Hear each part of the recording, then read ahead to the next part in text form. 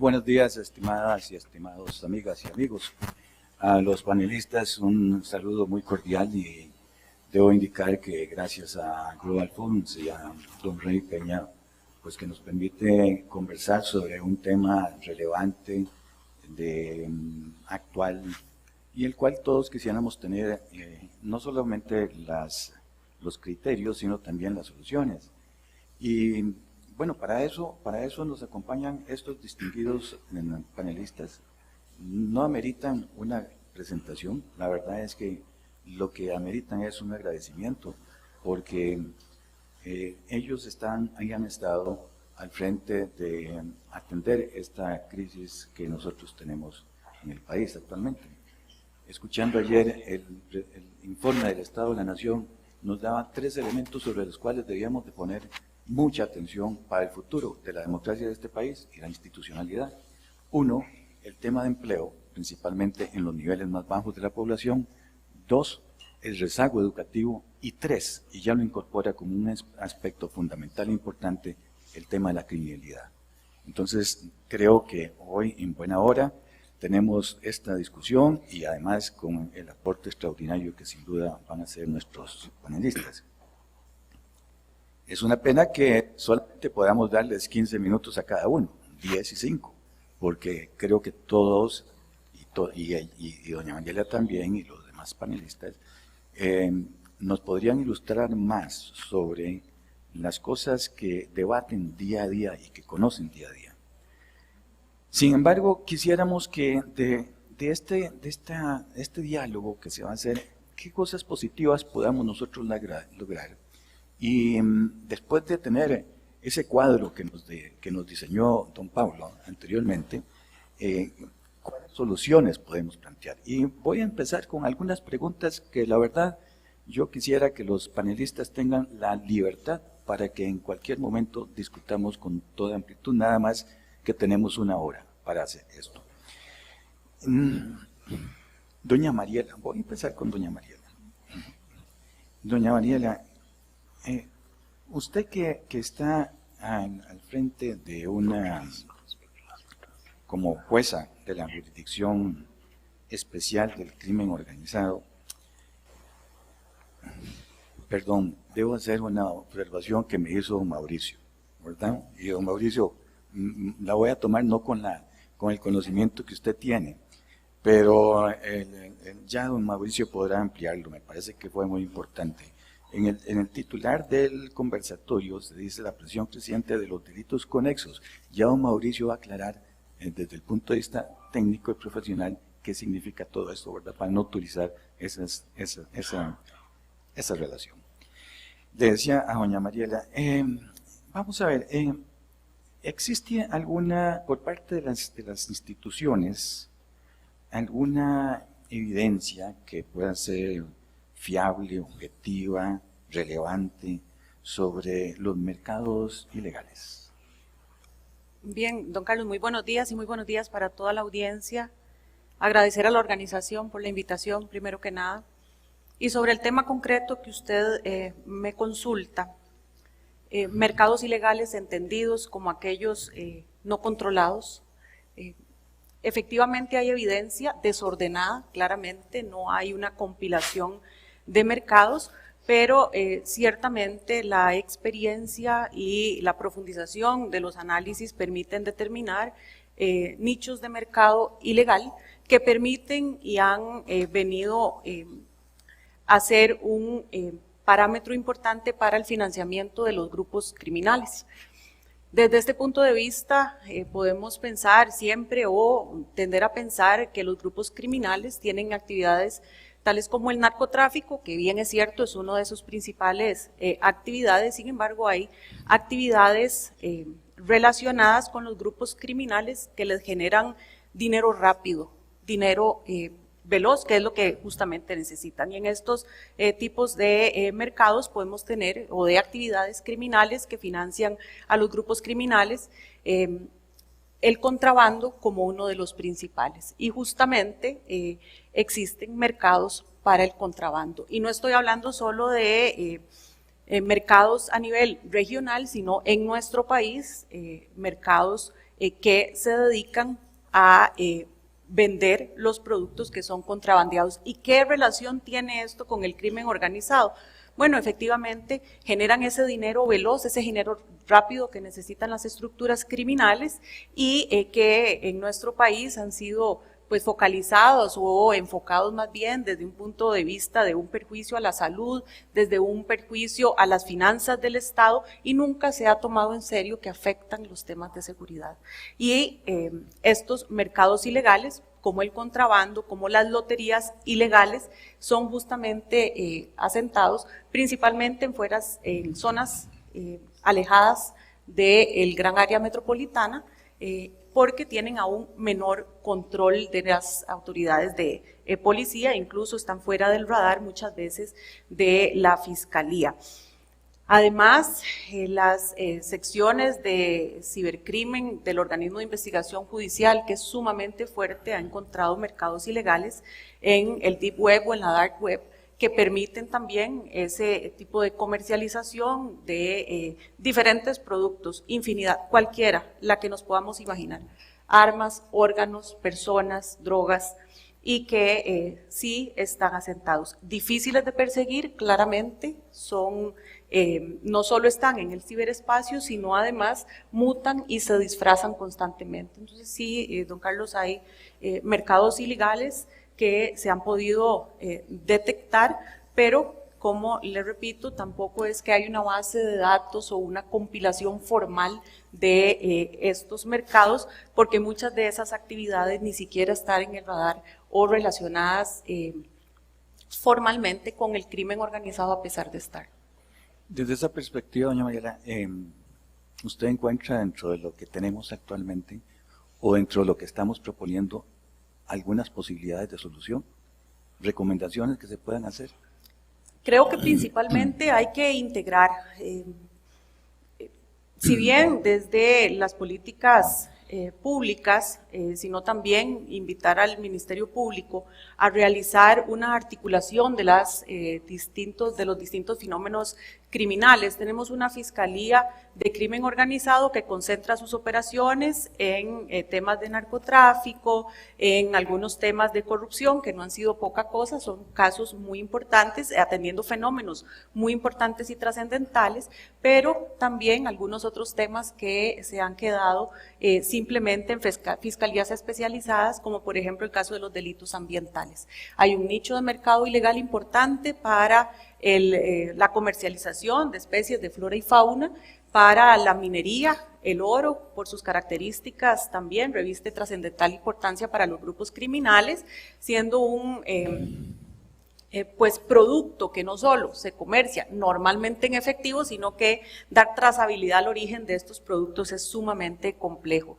Entonces sí, la Fiscalía podría ampliar, y lo digo a la Fiscalía con todo respeto por ser el órgano que ejerce la acción penal en nuestro país y que realiza las investigaciones penales, pero abarcar ya más allá de la afectación a bienes jurídicos difusos y como son el medio ambiente o inclusive a veces delitos fiscales en los casos del contrabando o la salud, pues dar una visión más integral a la existencia de fenómenos relacionados con el crimen organizado en estas áreas. Muchas gracias, doña María. Don Mauricio, hablemos un poco de la extorsión y el secuestro, del sicariato. Gracias, don Carlos. Primero, pues buenos días, el agradecimiento a Global Forum por esta oportunidad que nos da, y tengo que ser muy explícito en esto, agradecerle al general Naranjo.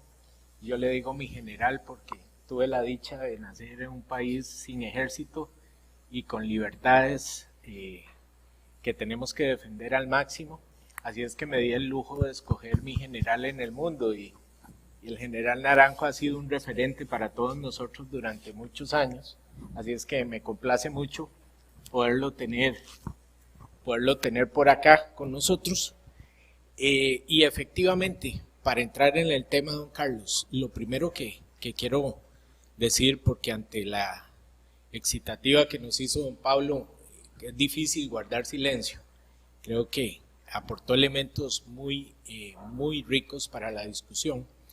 decir que efectivamente Costa Rica está atravesando la peor crisis de seguridad de su historia, dolorosa además. Es una crisis que además yo utilizo cuatro I's para describirla. Hay veces hay indolencia y eso me preocupa, no podemos llegar a esos estados de indolencia ante la situación criminal. Hay indiferencia también, hay indiferencia en la toma de decisiones políticas para poder enfrentar este fenómeno. De pronto hay un poco también de ignorancia en el manejo de los temas de seguridad ciudadana. Y lo digo con la mayor humildad, pero con la autoridad que me pueden generar ya algunos años de andar en esto. Y cuando digo ignorancia es fundamentalmente porque el problema que me lleva a poder hablar particularmente de esos delitos es que aquí se ha hecho una confusión adrede, como decía creo don Pablo, de varios conceptos y fundamentalmente 3 para sostener un discurso populista que utiliza a la seguridad ciudadana de acuerdo a los intereses, muchas veces, voy a ser claro, politiqueros del momento. Y es la confusión perversa que hay entre política de seguridad pública, entre política criminal y política de persecución penal.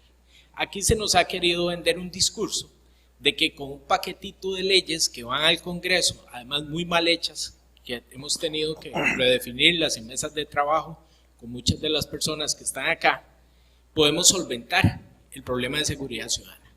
Y se nos ha señalado particularmente, y con 1000 errores, quiero decirlo, que tenemos dentro del Poder Judicial, como que esto fuera un problema de jueces y fiscales. Y créanme que eso dista mucho de la realidad. Este país, lo que carece es de una política de Estado de seguridad ciudadana sostenible en el tiempo, como lo mencionaban ahora, pero además carece de la información necesaria. Hoy la población, y ha tendido a confundirla, de que es más importante tener un juez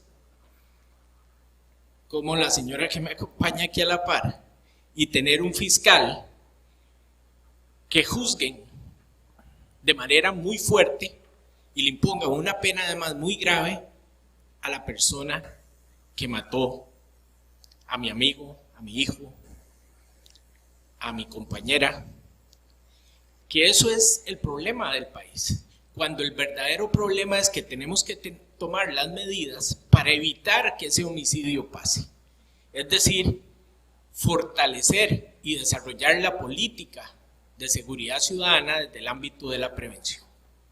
Y ahí está el gran problema, hay un abandono absoluto de las fuerzas de policía, y lo digo con claridad, cuando uno está en la calle y ve con lo que estos muchachos salen a trabajar, esto es algo terrible lo que está pasando en el país. Hay buena voluntad, hay una fuerza de policía que está dispuesta a poner el pecho, pero el desfinanciamiento del sector seguridad es absoluto, y lo digo en todos los niveles.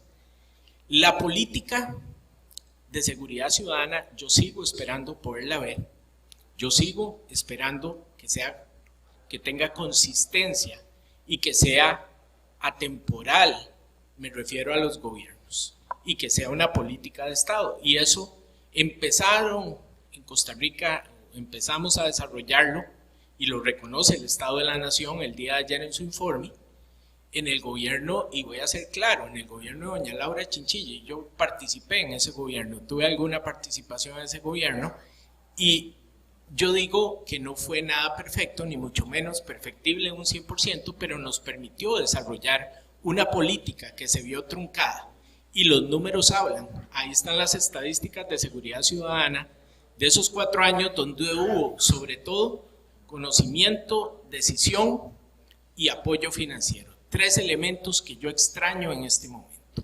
Y ahora sí, don Carlos, perdone, pero no me podía quedar callado con eso. En cuanto a las economías criminales que estamos viendo, o la presencia de organizaciones criminales y el tema de delitos conexos, yo le digo, prefiero cambiar el concepto de conexos por diversificación de la cartera criminal de estas organizaciones. Y particularmente hay una ventaja, rescatando lo que decíamos ahora, tratar de buscar las cosas positivas, y es que hemos logrado darle contención a la industria del secuestro. En Costa Rica sí hemos tenido casos, y hoy por hoy lo que encontramos con más frecuencia no son secuestros propiamente, donde hay una persona que por nada más recibir una cantidad de dinero por el rescate, es privada de su libertad. No es que ese fenómeno no se haya dado, pero han sido pocos los casos y resueltos y judicializados, y hoy puedo decir además con condenas. Eso ha frenado un poco la industria del secuestro, no la extorsión. Y el problema de la extorsión es que se está dando, y que muchas veces, como pasa en otros países de América Latina, en un gran porcentaje, un alto porcentaje, casi que me atrevería a decirle sin manejar el dato exacto ahorita, 80% no se denuncia. Y ese es un fenómeno que está en este momento desarrollándose en el país. Antier estábamos inaugurando la operación Guardián en la zona sur de San José, y me acerqué a un pequeño bazar en una de las partes conflictivas y me puse a hablar con la dueña. Y quiero decirles esto, me dice, yo nací aquí, este es mi pueblo, esto cambió demasiado, esto es un desastre, aquí hay 2 organizaciones criminales que se están peleando el mercado de drogas, y me dice, yo solo le pido a Dios que no me lleguen ya a cobrar para poder mantener mi negocio de puertas abiertas, porque no voy a poder pagar, me tengo que ir de aquí y he vivido aquí toda la vida con mi familia. Eso se está dando, no es tan denunciado, pero vean ustedes el gran problema. Dentro de esta diversificación de cartera criminal que tienen estos grupos delincuenciales organizados, el tema de los gota a gota, y cuidado, que es tema para otra conversación, de los préstamos chorro a chorro, porque hay gota a gota y hay chorro a chorro, hay préstamos de cantidades inimaginables de dinero, extorsivos también, que se están dando en el país, pero vamos al gota a gota, que es el que hacen en las comunidades las mismas organizaciones criminales que están controlando el narcotráfico. Generan muchísima privación de libertad no denunciada. Entonces, hemos intervenido por presencia en investigaciones casos donde privan de libertad a un narcotraficante que le debe plata a la organización. Y se han resuelto porque estábamos justamente, la policía judicial, en una vigilancia en esa zona. Pero no porque denuncien. Lo vimos donde lo llevaban, esto nos pasó hace poco, donde lo llevaban arrastrado y lo meten a una casa a un sujeto. Después tuvimos que irlo a buscar para que denunciara. Los delincuentes huyeron por la parte de atrás al ver la presencia de un vehículo extraño, que era el de la policía, y lo dejaron ahí malherido.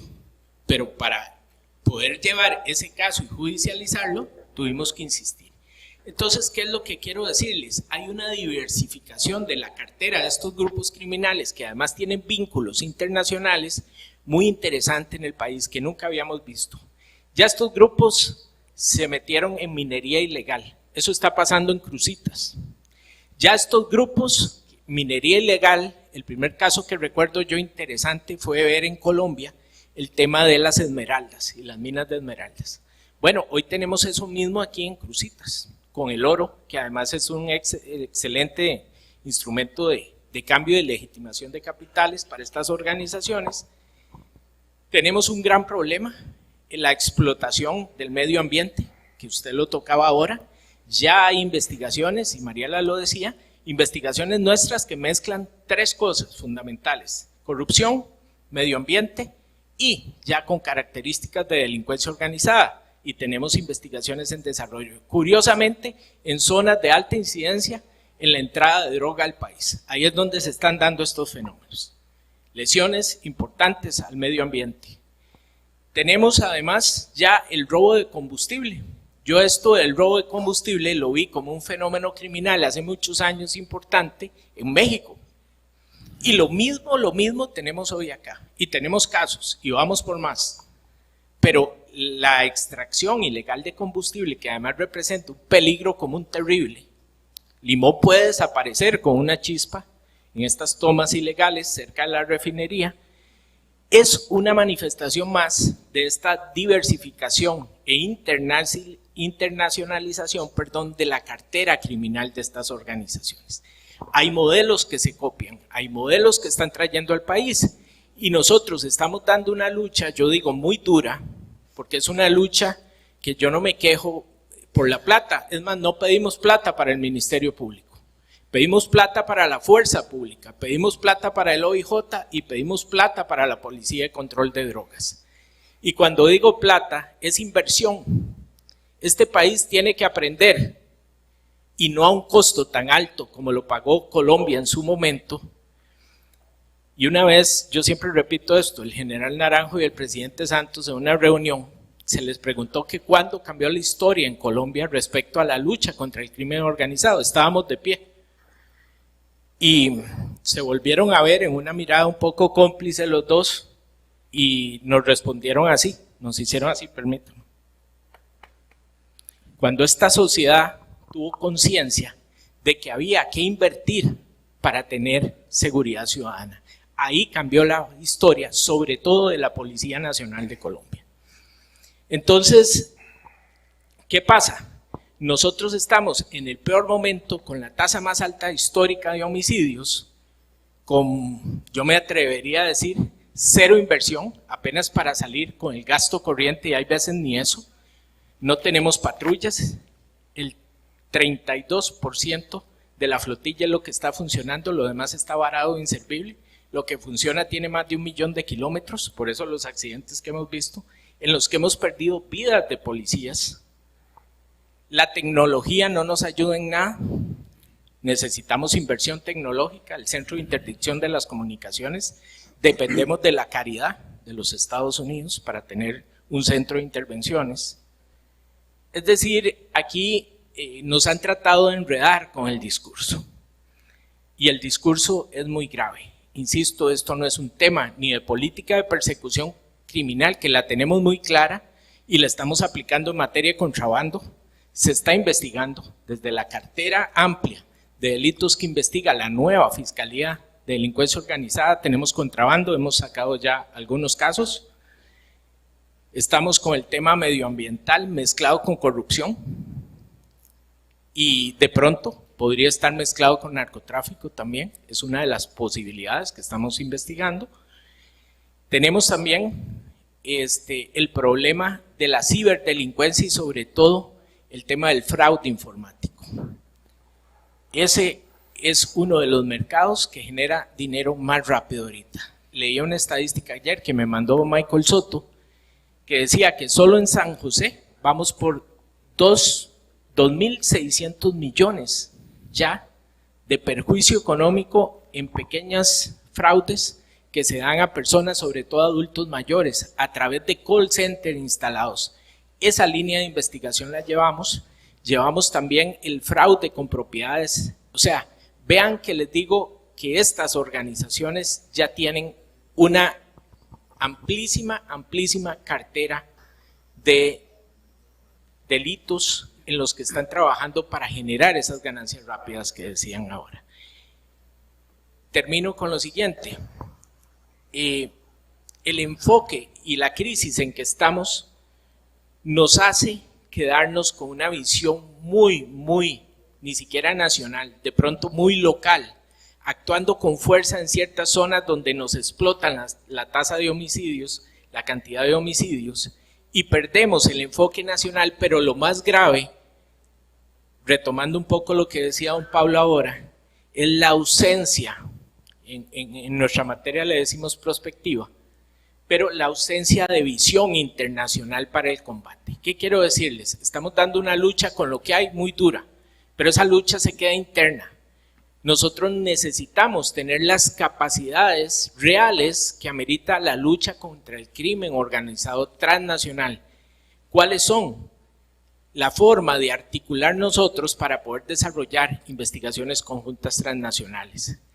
Eso ha costado mucho y es uno de los retos más grandes que tenemos. Operar conjuntamente 2 países, 3 países, 6, 8 países, lo hemos hecho y se puede, donde cada uno está luchando tanto en lo interno que pierden la visión internacional del fenómeno. Y con esto termino, Carlos, perdón. referir que tenemos organizaciones criminales de toda naturaleza histórica, desde las propias de la región americana, que no me voy a poner a describirlas, ustedes las conocen, pero ya también tenemos la presencia otra vez de las organizaciones criminales italianas, sobre todo articulando a través de la mafia albanesa, que es una de las nuevas modalidades que ha entrado muy fuerte a nivel mundial. Tenemos un mercado espectacular, que es el mercado de Asia y Europa para la exportación de cocaína. La droga sintética no vino a sustituir la cocaína. Y Costa Rica sigue siendo algo espectacular comercialmente, sobre todo por la piña que tenemos, la calidad que es tan preciada en Europa para hacer exportaciones, contaminar exportaciones lícitas con cocaína. Pero vean qué grave, nos preocupa mucho lo que sale para Europa y nos olvidamos de lo que entra al país. Todos estamos muy preocupados y enhorabuena a los escáneres en APM, sí, pero ¿y las fronteras nuestras? ¿Con qué estamos cuidando esas fronteras? ¿Qué es lo que entra? ¿Qué es lo que entra al país? ¿Qué es lo que causa daño? Y sí causa mucho daño y lo tenemos muy serio el consumo de drogas. Y ese consumo interno nos está generando guerras por territorio durísimas de controlar. Pero no estamos con la presencia que deberíamos y la tecnología que deberíamos cuidando nuestras fronteras. Las capacidades son mínimas, por no decir en algunos casos nulas, sobre todo la aérea y la marítima. La interdicción marítima, ¿cómo se hace? Vía aérea. ¿Y qué tenemos? 2, 3 avionetas, no sé ya cuántas, porque siempre oigo números diferentes, y 4 helicópteros del gobierno de Estados Unidos prestados, que les puedo decir, 2 veces hemos perdido la oportunidad de capturar a un narcotraficante importante por carencia de recurso aéreo que nos pueda intervenir en la operación. Entonces, yo digo hay veces, y es una frase muy grosera, pero la voy a decir, ¿a qué estamos jugando?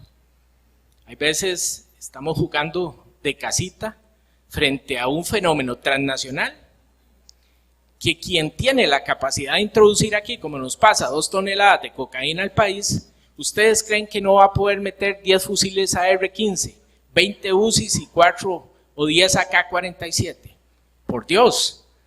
Quien mete 1 kilo de cocaína a este país puede meter demasiados productos ilícitos, más allá, por ejemplo, del contrabando de cigarros, que lo abordamos hace poco también, y otros productos. Entonces, don Carlos, termino diciéndole que la diversificación de estas economías criminales es sumamente preocupante, es ascendente, lo hacen con expertise, muchas veces copiada, adoptada de otros modelos delincuenciales de la región, y nos está causando un daño tremendo porque son delitos pluriofensivos, más allá de la salud pública de las drogas, ofende la economía terriblemente, la legitimación, y el problema más serio es el deterioro de las condiciones de seguridad ciudadana nuestras y cómo este discurso puede ser un discurso, el de seguridad ciudadana, mal utilizado para el deterioro de nuestras garantías y libertades,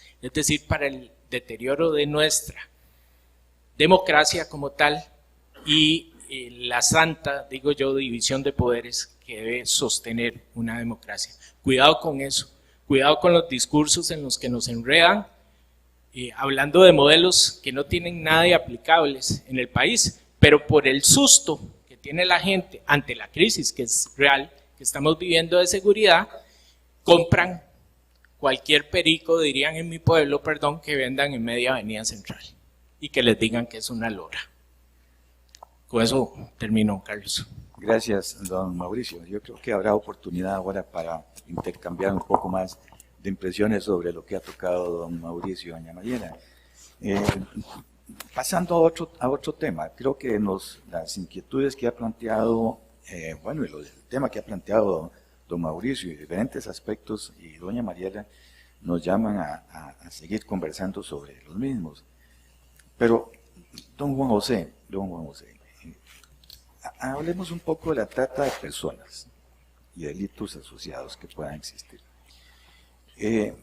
A nivel nacional, ¿Cuáles desafíos tenemos nosotros para controlar, regular, detener, prevenir este delito de trata de personas que es visible, por supuesto, también?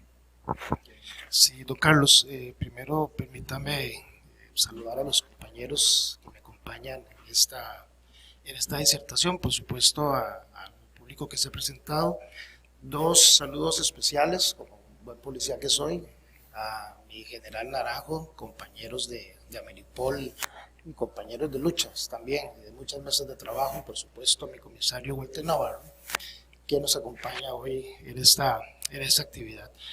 Yo quisiera antes hacer un preámbulo desde mi área de conocimiento, ¿no? que bien decía ahora con don Walter, que hablaba antes del evento, es un conocimiento muy práctico del tema de seguridad, ¿no? Porque mi vida prácticamente en el área de la seguridad está aplicada en el terreno, en el campo.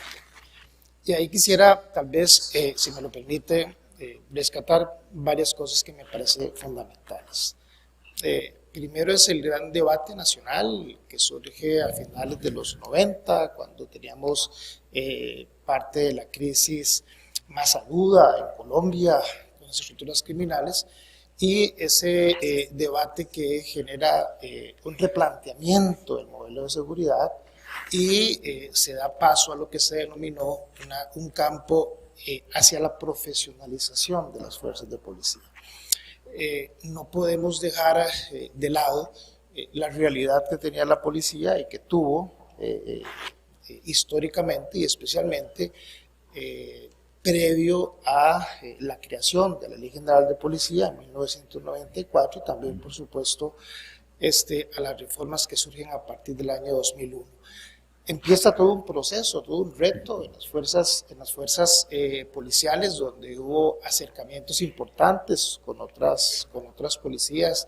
Estuvo Carabineros de Chile en ese proceso, estuvo la Policía Nacional de Colombia hasta el día de hoy, construyendo, replanteando el modelo de policía y ayudándonos en esa construcción de profesionalización.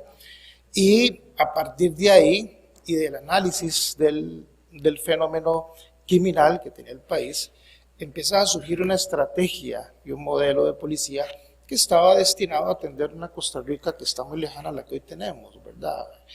Pero que ya estaba dando las primeras líneas, los primeros síntomas de lo que podía venir. En ese proceso, bien decimos quienes hemos sido parte de eso, y por eso yo saludaba aquí a mi comisario Navarro, se empezó a construir una policía de acuerdo a los retos que el país tenía.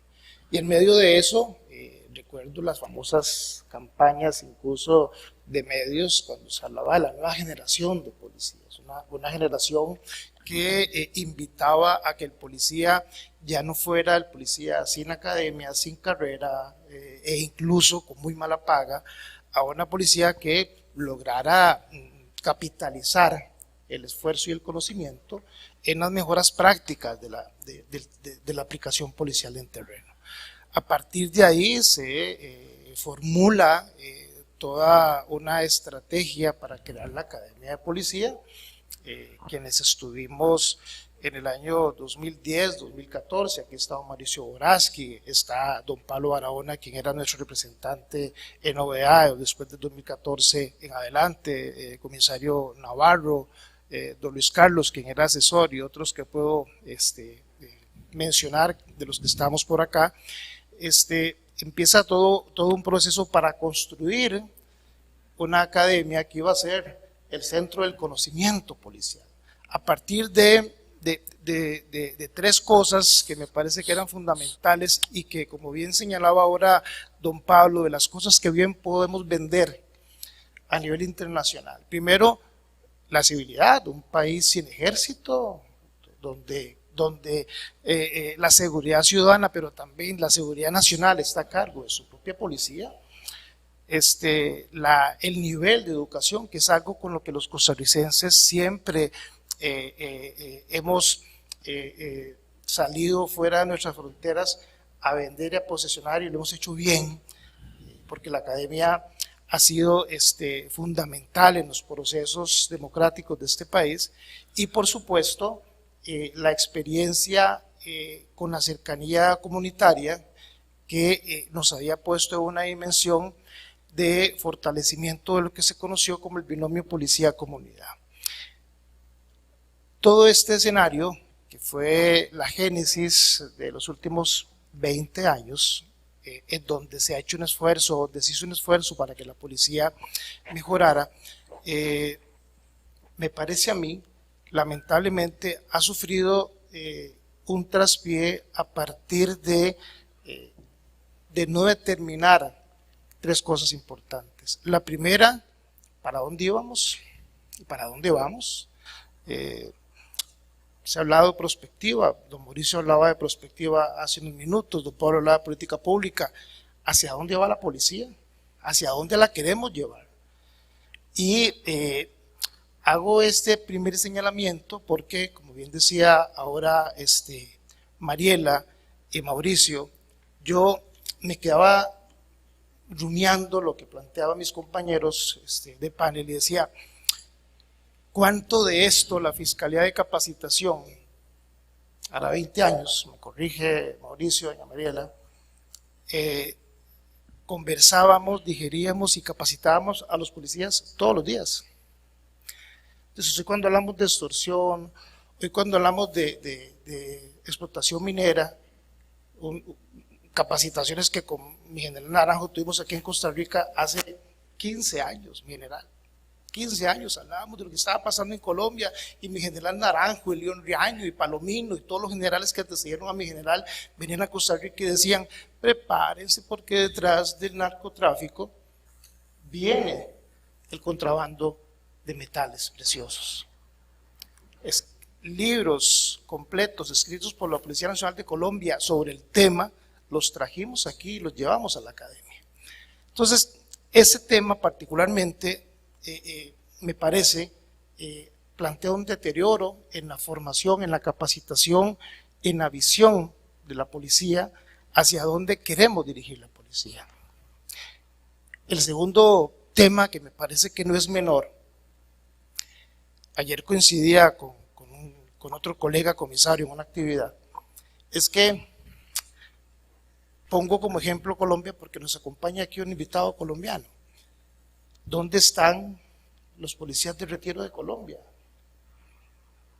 Están enseñando en otros países, están conocimiento, están contándole en las escuelas de formación policial de América Latina y de Europa sus experiencias de vida, de práctica policial. ¿Dónde están los nuestros? ¿Dónde está nuestra gente? Y no hablo de los discursos políticos, porque eso es otra cosa, y eso se lo dejo a otros. Es esa riqueza de conocimiento que en la academia, insisto, ha venido de manera precaria, cada vez perdiendo valor, cuando tenemos una de las academias mejores de América Latina, 29 edificios, 4 pisos, con todas las capacidades del mundo. Hemos ido perdiendo también además esa fuga de experiencia y conocimiento acumulada a través de los años. Ayer teníamos a un comisario en la Comisión de Seguridad y Narcotráfico, en la Asamblea Legislativa, hablando de sus 45 años de servicio. Igual podría decirnos don Walter Navarro de sus 40 y tantos años de servicio en la función policial. Y hay otros, además, que tienen que estar en esta discusión práctica y en esta construcción permanente que el país no puede darse el lujo de perder. Hacemos un enorme esfuerzo para traer a expertos como mi general Naranjo a Costa Rica, después de haber asesorado al gobierno de México, después de seguir siendo la mano derecha del gobierno de Colombia permanentemente en todos los procesos de transformación, de diagnóstico, de diálogo. Ahí hay líderes, y rescato a otros, a mi general Serrano, que ha estado siempre por ahí, a mi general Vargas, que también ha sido parte de esa construcción. Y cito nombres porque me parece que Costa Rica se da el lujo de dejar que la gente se vaya, que la experiencia se vaya, y ni siquiera son invitados a que sean parte de los procesos de conocimiento de nuestra academia, que decía como primer tema, ha venido de más a menos, ¿verdad? Y el tercer punto definitivamente es que decía mi madre, que Dios goce, que no hay chocolate sin cacao. Y vemos la confusión de la discusión alrededor del tema de seguridad, y entonces todo parece ser, a alguien ha de interesarle esa discusión, que la solución sea leyes. Y entonces vamos a recargar la discusión sobre las leyes que hacen falta. Luego, cuando ya tenemos la ley, entonces la discusión la enfocamos, decía ahora don Mauricio, doña Mariela, entre los operadores de la ley. Entonces vámonos sobre los fiscales, vámonos sobre los jueces, ¿verdad? Porque entonces son ellos los que siguen teniendo el delito afuera, carcomiendo e imponiéndose. Sin embargo, vea qué interesante, la premisa básica del servicio policial es que el hecho no suceda. Nosotros los policías tenemos como reto que los casos no pasen, que no hayan muertos, que no hayan asaltos, que no hayan homicidios. Ahí es en donde somos exitosos en materia de seguridad. Y en esa circunstancia, si no tenemos claro a dónde alineamos todas las flechas, pues las flechas apuntan a donde quieran. Eso es lo que está pasando en este momento en nuestro país. Hay intereses politiqueros, hay un gobierno de la República que uno no sabe hacia dónde va, cuál es su interés, porque por un lado dice una cosa y por otro lado uno ve otras. Discusiones en el ambiente legislativo y por supuesto un dedo acusador hacia el Poder Judicial, que no es que lo exima. Yo creo que coincido con el planteamiento de don Pablo, que requerimos de todo un proceso de transformación, pero en ese proceso de transformación, que es mi tercer punto, yo creo que hay que meter a todos, y aquí yo siento que el modelo policial hace rato está agotado. Hace rato la fuerza pública no atiende los problemas de la ciudadanía. Y si bien es cierto, no hay plata, debo decirle, y aquí está mi comisario, en las fuerzas de policía nunca ha habido plata. Nunca ha habido plata. Entonces, la gran noticia del 2024 es que no hay presupuesto, es que nunca ha habido presupuesto. Es que si hay alguien que tiene habilidad para hacer que las cosas pasen según 5 en la institucionalidad de este país, son los policías de Costa Rica, ¿verdad? Que ponían las patrullas a caminar sin presupuesto y que se presta para corrupción y viene ahora la contrainteligencia. Lo que pasa es que a este nivel de violencia, de infiltración, todo es sumamente peligroso. Y yo creo que el modelo policial de Costa Rica se agotó hace mucho rato. Aparte de que está agotado, no hay una política pública. Ahí presentaron un proyecto político que se llamó Costa Rica Plus y luego Costa Rica Segura Plus 2.0. Pero si usted saca el ratito y lo lee,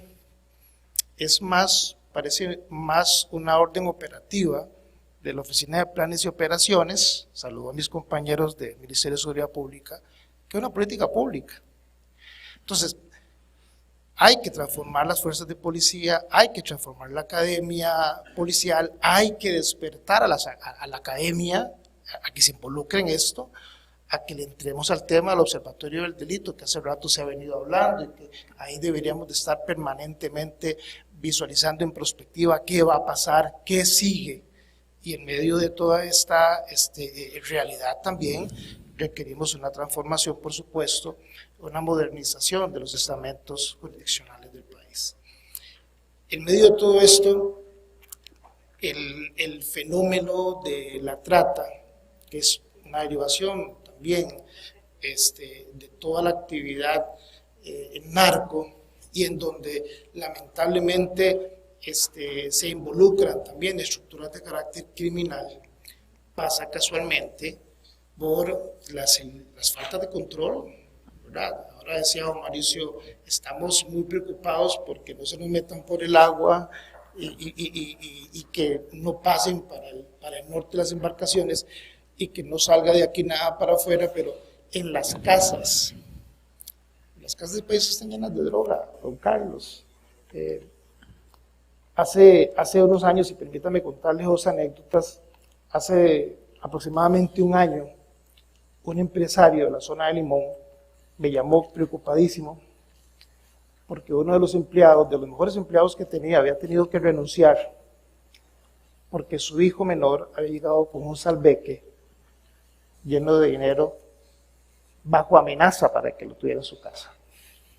Ya no es ni siquiera Mauricio, guárdeme esto, don Carlos, guárdeme esto, no, es guárdeme esto o lo mato. Y esa persona tuvo que renunciar y buscar otro lugar del país donde esconderse, porque a su hijo, que era un muchacho universitario, probablemente con amigos como todos, unos buenos, otros mejores, otros no tan peores, alguien le dijo, vos te encargas de esto y me lo guardás. Eso está pasando en Costa Rica, hace rato. Y a finales de año, una travesía personal que tuve en Barranca de Punta Arenas, una de las zonas más populosas, pero además más violentas, en donde está la mancha roja de los hot point de homicidios en el país, una de las más grandes que hay, en donde se maneja una lucha de conflictos, de carteles, no solamente locales, sino también influenciados por carteles internacionales, mexicanos y hondureños incluso. Estábamos trabajando con un grupo de líderes, mujeres, dándoles habilidades blandas y desarrollando capacidades para que estas señoras pudieran hacer tortillas, porque no hay trabajo en Punta Arenas, para que aprendieran a hacer tortas de hamburguesa, para que se pusieran una sodita, otras aprendían a bordar para ver si venden macramé, crochet y esas cosas. Y en medio de ese taller que estábamos brindando, llegan a la casa y matan al hijo, que tiene relaciones con temas de narcotráfico. Tuve la oportunidad de conversar con esta mujer, con esta señora, con esta madre doliente. Y entonces me hacía una pregunta, que es la que yo dejo en el foro, y me decía, don Juan, ¿cómo yo voy a buscar trabajo para ver cómo yo alimento mi casa cuando 5 casas a la derecha, 5 casas a la izquierda, 5 casas al frente y 5 casas atrás, todos están vendiendo droga? En ese contexto, usted planteaba 3 puntos, don Carlos, al principio, que quisiera interrelacionarlos: trabajo, educación y homicidios. Cuando usted ve el comportamiento de la curva de Gini, esto no es científicamente probado, pero 1 más 1 es 2, y usted ve el comportamiento de la línea de pobreza y ve el comportamiento de la línea de escolaridad, todos le van a marcar exactamente lo mismo. Y no estoy criminalizando la pobreza, estoy señalando donde el Estado ha dejado de hacer cosas y en donde lamentablemente hoy tenemos incrustado la violencia. Todos los delitos conexos que bien plantea esta mesa generan presión y que definitivamente nos tienen en una búsqueda, de repente a veces yo la podría decir sin sentido, de soluciones en lugares donde la solución no está. Y decía ayer mi general en una entrevista, a veces el frío no está en las cobijas. Y creo que esas son 2 discusiones que hay que tener más a fondo y en otros foros. Gracias, don Carlos. Muchas gracias, don Juan José.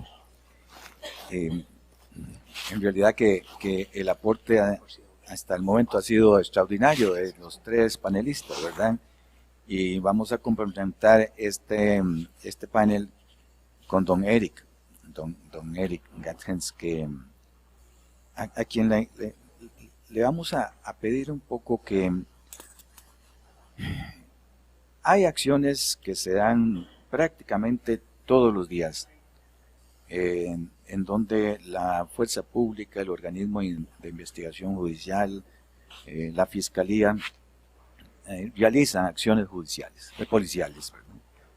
Con detenciones, con inteligencia y demás. ¿Qué más podemos hacer? ¿Qué más se puede hacer a este esfuerzo tan loable que hacen nuestras fuerzas de policía y de investigación ¿qué más podemos hacer? Aparte de lo que ya han hecho, si es desde el punto de vista legislativo, si es desde el punto de vista de definición de políticas, como señalaba Mauricio, ¿qué más podemos hacer? Muchas gracias, don Carlos. Muy buenos días a usted, a los compañeras y compañeros de la mesa. Muy buenos días a todos los presentes, tanto física como virtualmente. El tema me parece muy relevante. Tenemos una limitación muy importante, es el tema del tiempo.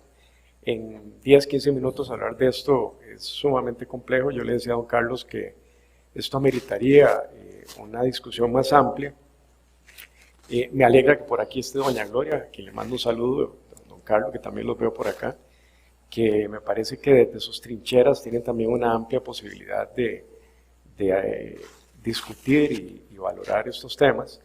Pero yo he venido planteando ya desde hace bastante tiempo, se lo comentaba ahora Mariela también, la necesidad de que hagamos una discusión, un congreso, un diálogo a nivel nacional de estos temas, porque definitivamente hay, digamos, varias aristas importantes que tenemos que analizar. Primero, como hemos señalado acá en este diálogo, hay una arista de prevención y hay otra arista de represión, y hay diferentes problemas que se pueden analizar tanto a nivel macro como a nivel micro, a nivel nacional y a nivel internacional.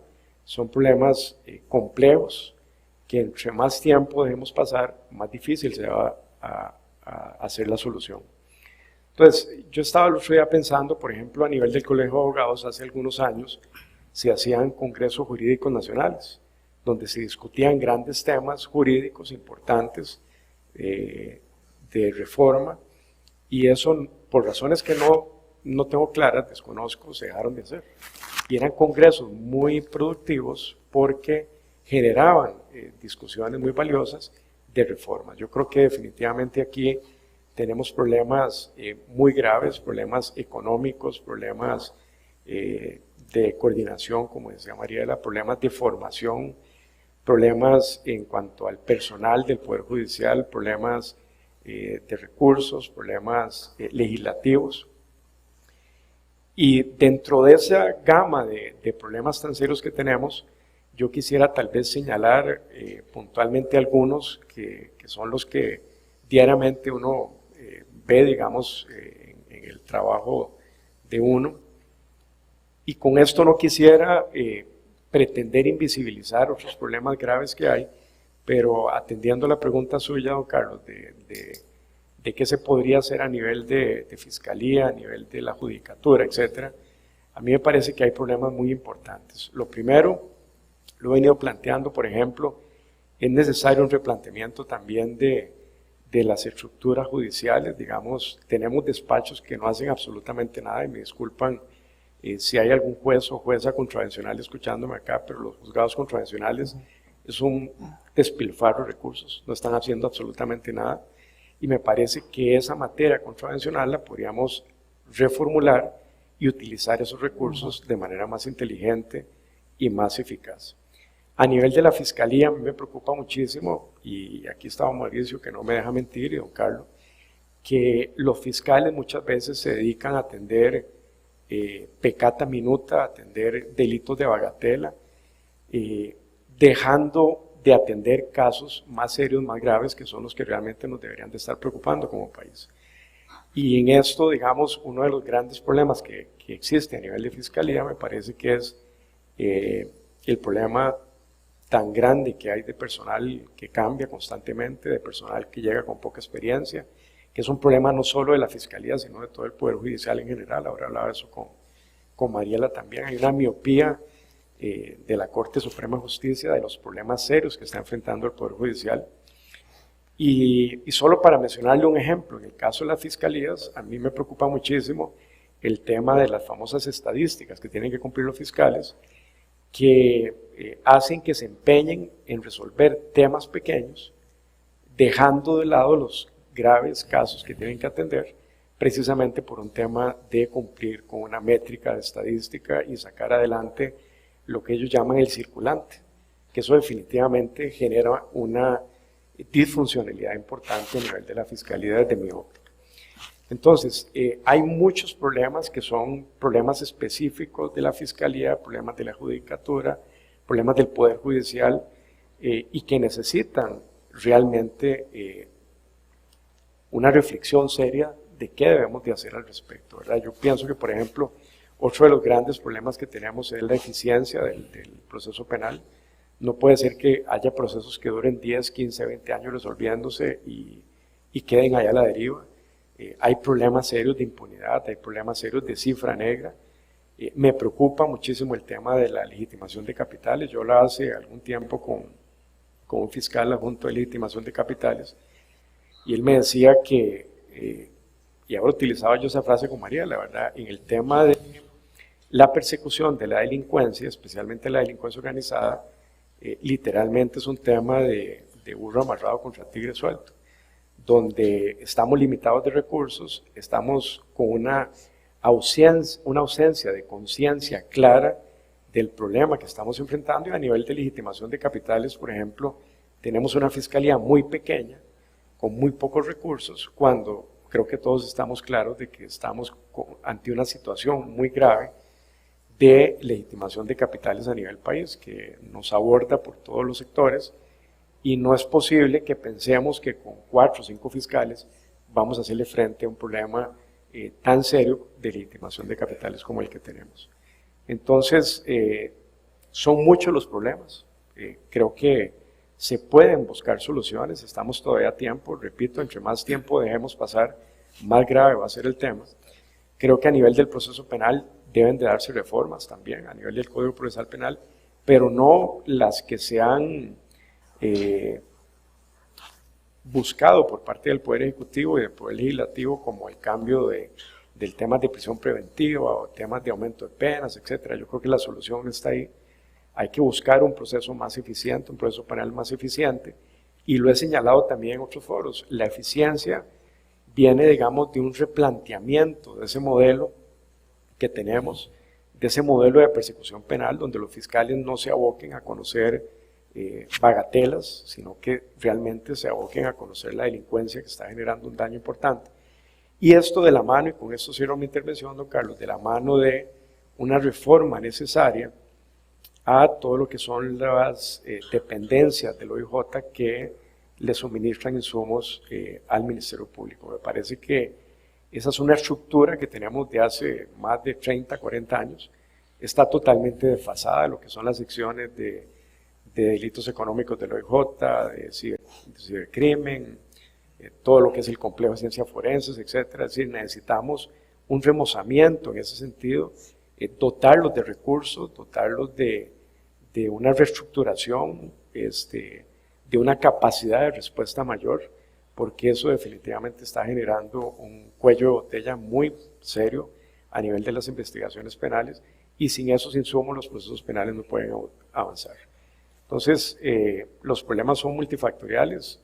Creo que, repito, hay soluciones que se pueden todavía intentar, pero requieren de un gran consenso nacional sobre la situación que estamos viviendo y sobre las posibles soluciones que habría que implementar.